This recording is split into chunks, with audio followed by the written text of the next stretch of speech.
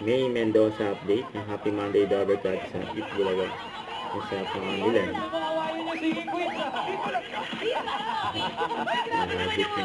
Sana congratulate ang galing nila. Ang galing. Thank you very much, So Singing Queen. power.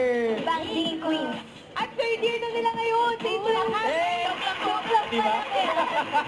Malapit na yan sa hanap nila. Pero kaway-kaway sa mga working Dabber Cats, students and parents. New week na dapat. Laban lang. Uy, ito natin ma-achieve ang mga ganap this week. Dapat masurvive natin lahat yan.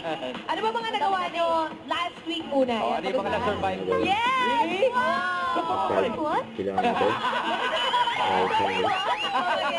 Yes, Kuya Rai. Pero 5 O, sige naman yung takbo nung...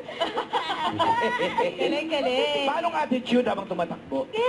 Ganda lang. Habang ganda lang. Ganda lang. Handphone lang. Ako naman, Itbulaga tsaka clowns. Yan. Ayun talaga. Ang hirap dito, Tamara, ibig sabihin na gabi-gabi nasa clouds ka pa din. Almost. Almost. Grabe. Over Hindi you. rin simple yun. I'm almost. O tapos, Okay, how about you, Karen? You better challenge survive ka that. naman. Grade 12. Grade 12. Enroll sa anak. Diba? Kailangan pang duties ng tatay. What about you, mate? Yan, Okay, wala. I Ano just mga survive. I just survive the weekend. Ano lang to eh, bonding with friends. Yun, bonding with friends, workout. Aba, maganda yan. Basta mga Dabber Cats, hayaan niyo po kaming Join us sa 1,001 tuwa dito sa Itbulaga. Bulaga! Yes, na team bahay, team online, at team abroad na Dabber Cats natin dyan.